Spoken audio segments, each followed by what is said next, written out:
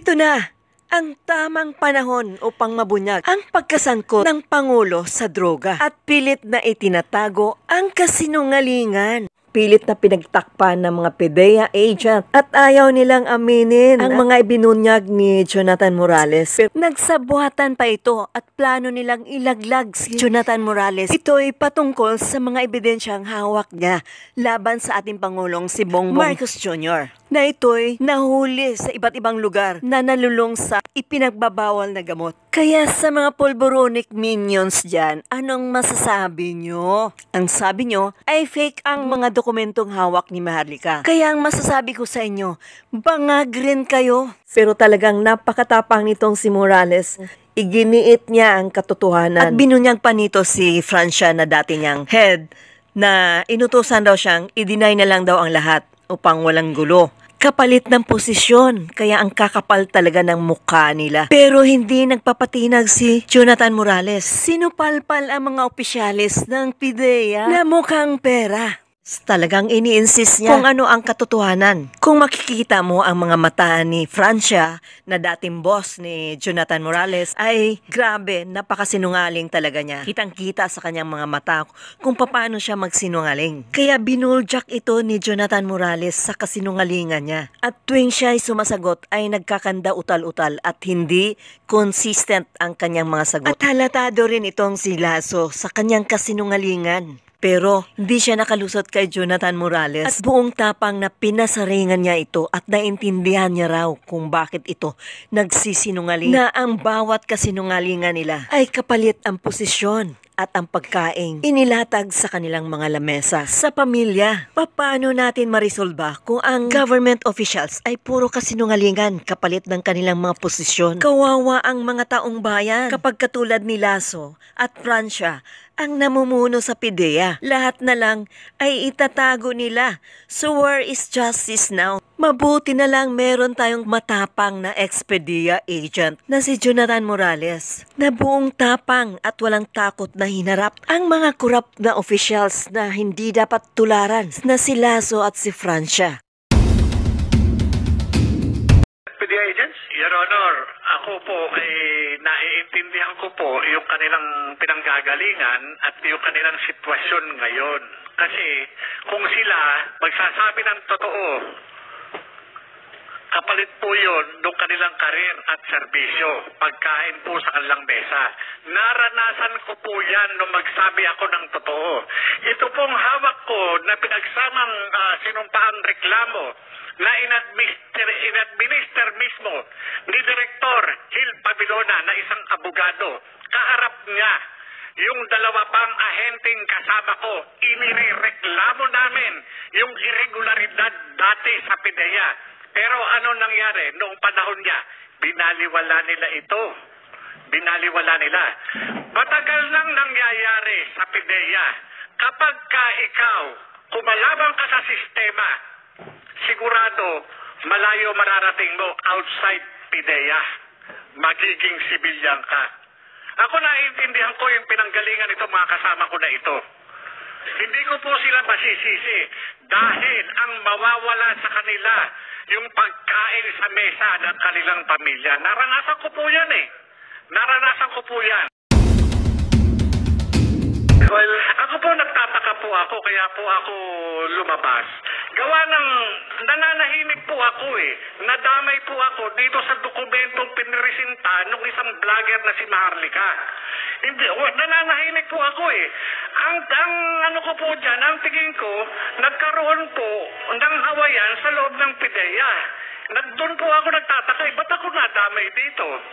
Di ba? Hindi ho kaya nag-umpisa ito doon sa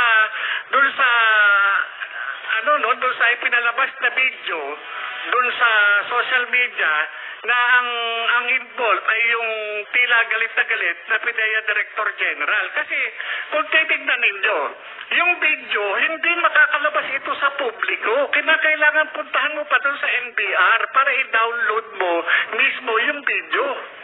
Bakit yung video nakalabas na dapat nasa pag-iingat ng Counterintelligence Office ng PDEA? Hindi ho ba? Hindi kaya itong mga lumalabas na dokumentong ito ang dahilan ay para lamang hiyain yung PIDEA Director General? Ako nagtatanong lang po, wala ho akong masamang tinapay kay Director General Lasso. Malaki po ang respeto ko sa mga opisyalis ng gobyerno. Pero sa aking bakit lumabas ito? Itong dokumento na ito, nung makita ko, nung sinabi sa akin na itong pre-ops, yung authority to operate, nung makita ko na ipinipresenta rin sa video, ako ho yung investigador na humarap doon sa confidential informant. At yung confidential informant na yun, kinunan ko po ng statement. Bakit ko po sa kinunan ng statement? Kasi po, yung kanyang mga ipinakikitang litrato, masyado pong mabigat yung mga involved. Sino mga involved doon? Ang involved po doon, yung nakita ko mga litrato, no? Merong artista, may politician, may mga sibilyan. Ngayon po, tinanong ko po siya, sino ito? During nung kinukunan ko po siya ng kasi ayoko pong sa akin magbula yung pag-identify. Gusto ko sa kanya magbula yung identification. At yung mga nandun litrato, 5 litrato po yun sa pagkakatanda ko, iba't ibang klase, iba't ibang okasyon, iba't ibang pagkakataon. Yun po yung ngayon, nung tinanong ko siya, sino ito? Kahit alam ko po na kung sino yon, sinabi niya, sir, si po yan? Si Maricel. Maricel Soriano po. O maliban doon, ano pangalan nito na tawag niyo? Maria. Ngayon po, ito, sabi niya gano'n, ito sir, si po ito? Si Bongbong Marcos. Maliban dito, ano pangalan nito? Bonget. Yun po yung sinabi niya. Siya po ang nagsasabi, hindi po ako. Siya po ang nag-identify, hindi po ako. Ako'y nagtatanong lamang po bilang investigador. Maliban dito, sino pa ang nakikilala mo rito? Iba nga po, tinakpan po niya ng pentel pen. Dahil nga ayaw niya na i-reveal sa akin yung iniingatan niya rin. May mga iba po na mga personalidad doon na hindi ko na po matandaan yung mga pangalan. Ngayon po, doon po sa opisina, nung kinunan ko ng statement, yung confidential informant, kung sino po yung present na naandun na kasama ko doon sa opisina, inilagay ko po yung pangalan. Kaya po, nung kinuha ko yung statement tayo, nakalagay po roon sa harap nina. So, sino yun? Magkasama mo? Makikita po yun doon sa Kaya nga ang ko doon sa... Hindi ko po ma-recall kasi sa dami na po. Hindi lang po yun ang kaso na nahawakan ko sa PIDEA. Meron po dyan na wala ng Arbalite. Ng M4, ang involved, isang regional director. Meron ako na investigahan dyan, isang director din ng legal, logistics management service. Nakasuhan din po yun, natanggal na po. Meron po isang regional director sa Mimaropa na imbestigahan ko rin po yun. Hindi lang po isang kaso na ang naimbestigahan ko, pati ho yung mga drug company na kilalang drug company, nahawakan ko rin po yung kaso niyan. Hindi po hindi po yun na usual yung kung bakit sa yung mga kinukunan ko ng statement dyan na hindi lang isang beses. Marami po. Kaya kung tatanungin niyo po ako kung sino yung nakalagay doon, hindi ko po tatandaan kasi kung kinakailangan ko, yung dokumento. Kagaya po niyan. Sandali. Sir, so you confirm na yung papel na yun na nagkakalat sa social media, yung dalawa, yung pre-operation report at saka yung authority to conduct operation, are they authentic? There are no such documents, Your Honor. There are no such documents? Yes, Your Honor. So ngayon, nandyan ngayon, so di-deny mo yan na hindi yan dokumento ng PIDEA? Yes, Your Honor. Your Honor. Yes. Ganito, sir. Your Honor, ako naiintindihan ko si General Lasso eh. Kasi, yung mga involved dun sa dokumentong yun, yun yung appointing authority na nagtiwala sa kanya para dyan sa kanyang hinahawakang posisyon sa PIDEA. Sa akin wala pong unang-una, kamatayan po ang matatamo ko rito. Wala akong mapapala. Ang concern ko lang po dito bilang dating alagad ng batas, lumabas na sa publiko ito. Sampal po ito sa mga tulad nating alagad ng batas. Ano ang gagawin natin? Magtatangatangahan na po ba tayo, Your Honor, dito sa mga information na nalathala doon sa publiko? Magwawalang bahala po ba tayo? Ang tanong ko papaano yung mandatong pinagkaloob ng Comprehensive Dangerous Drugs Act, lalo na dito sa butihing Director General ng PIDEA, ano ang gagawin natin? Kagaya niyan, may nilabas na naman si Maharlika. Yung sinasabing 2 minutes lang yung kinandak na drug test result. Wala ho bang authority ang PIDEA na mag-issue ng subpoenaed lucis tecumem ad testificandum against dun sa doktor at dun sa medical technologies, ganun din dun sa drug testing facility. Sana pinagpapaliwanag, lilinawin ko, hindi ko ina-accuse si General Lasso. Ang inaano ko lang po is yung mandato. Pwede naman po siyang mag-utos mag-conduct ng confidential investigation, magpatawag ng investigation sa PIDEA, katulad ng ginagawa sa mga ordinaryong tao. Kung meron tayong mga suspected na drug offenders, hindi ba nagkakandak tayo na confidential investigation o investigation? Hindi po ba? Bakit hindi natin ipatupad ng tama, ng equal itong batas? Kaya nga kaya po ako talaga nagsikap ako na makarating dito at sumulat sa inyo upang magkaroon tayo ng sapat na batas. Kasi kung titignan ninyo, itong problema natin na minumulto ang ating Pangulo, hindi po sana darating dito sa sitwasyon na makakaladkad ang pangalan ng Pangulong Marcos kung ginagawa lamang ng PIDEA yung kanyang mandato. Kung ito nagpatawag kagad na investigasyon, halika, ano yung sinasabi mo? Halika, dito tayo, umupo tayo, titikmahin ko yan. Ano yung sinasabi mo? Ilabas mo yung ebidensya mo. Sana gano'n Okay. Balik tayo doon sa mga papel. Yun ang ating gustong malaman kung talaga totoo You confirm na papel mo yun? Ikaw nagpirma nun? Yes, Your Honor, ako yun po yung in accordance with PIDEA Manual of Operation. Yun po yung usual na ginagawa namin. Alam niyo po, nakakaawa nga yung mga dati ko kasamahan dyan. Dahil under duress sila. Kinuha sila, pinapunta ng opisina at pinag-execute ng affidavit. Bakit? Para lang i-refute, para i-deny yung mga nangyari noong 2012. Ano yun? Hindi ba dapat alamin natin kung ano yung katotohanan sa likod na yun? Yung address ni Marcos Soriano po, Your Honor. So, totoo yun, sir, na pinapag-execute doon ng affidavit yung mga tao na yun? Hindi po totoo, Your Honor. Ang nangyari po, nung sumulat po siya sa akin, ay siyempre, bago namin umpisan yung investigasyon, mag-uumpisa kami dun sa sulat niya. Yung mga kasamahan niya, noon, na andyan pa ngayon sa PIDEA, ay nagsabi sila na walang ganun nangyayari, na meron siyang informante na in-interview, ginawan ng sworn statement. Kaya po sila nag-execute ng affidavit at nandito po sila ngayon. Pwede niyong tanungin.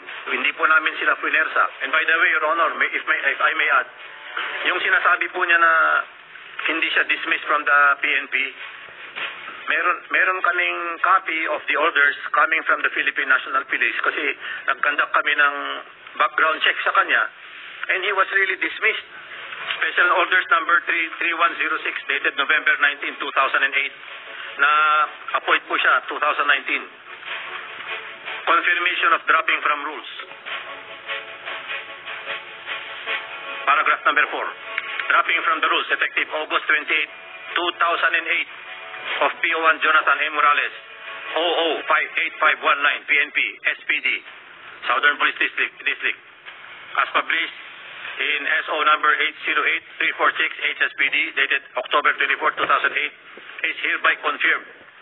So talagang niloko po niya yung PDS na pinilapan niya na isinabmit sa PIDEA asking for appointment. Kasi kung nalaman po sana yun, hindi po siya i-accept sa PIDEA. Ako po ay, tama po yung sinabi niyo, wala pa ako sa PIDEA noon nangyari itong mga to. But we are basing on records. May mga papeles po kami na hawak. How can he deny? Your Honor, yung pinakikita niya, no, ulang-ula, ngayon ko lang nalaman doon sa sinasabi ni Director General Lasso. Ang tanong ko lang, Your Honor, Mr. Chairman, ito bang dokumento na ito ay formally served sa akin? Meron ho ba siyang ebidensya na magpapatunay na yung sinasabi niyang dismissal order ay pinareceive sa akin? Notified po ba ako para sabihin na ito ay pinasisinungalingan ko o nagsinungaling ako? Dapat yan, natanggap ko yan para alam ko. Sandali. Hindi mo natanggap yung dismissal order mo? Wala po ako natatanggap. Kaya nga po... Hindi mo alam na na-dismiss ka? Hindi ko po alam. Kasi nga, ang may problema po dyan is doon sa recruitment ng PIDEA. Dahil nga, ako po, nag-comply ako doon sa hinihingi ng PIDEA eh. Naghingi po ako eh. Hindi ko, ngayon ko nga lang po nalalaman yan eh. Hindi kaya... I'm trying to be objective here. Kung ikaw PO1, nalabasan ka ng order na dismiss, hindi mo alam yun? No, Your Honor, hindi ko po alam. Kasi kung alam ko man yan, na-receive ko po yan. Sorry.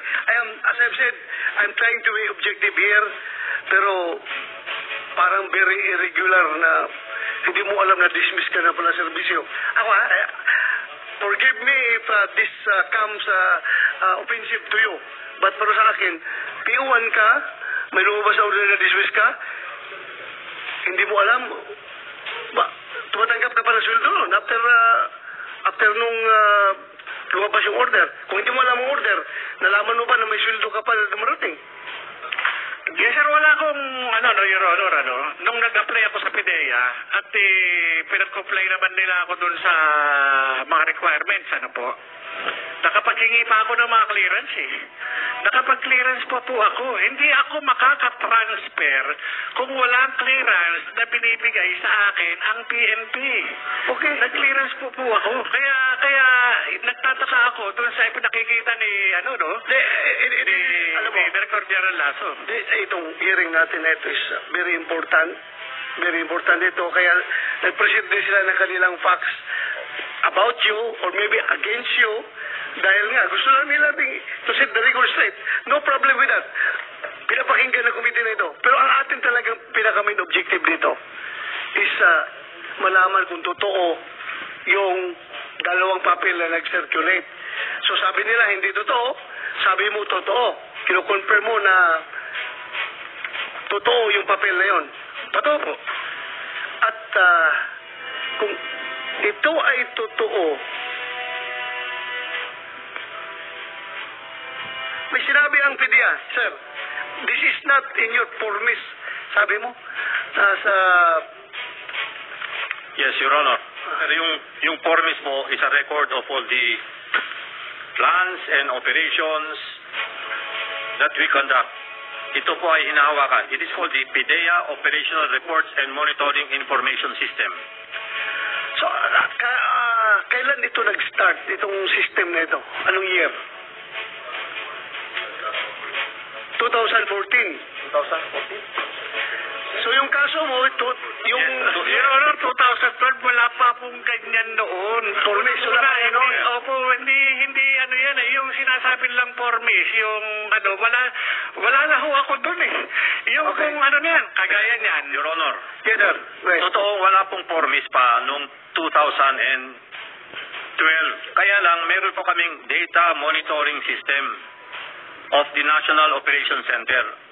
Dala po namin yung mga binders namin ngayon to prove to you that there is no such entries na sinasabi po niya. Kasama po namin. And by the way, sir, nandito na po yung apat na tumestigo or nag-execute ng affidavit that wala pong nangyaring ganun sa opisina nila nung panahon na yun.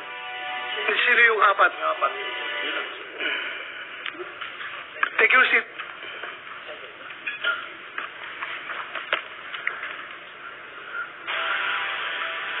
QC. Sorry sir, correction. 8 po sila. 8.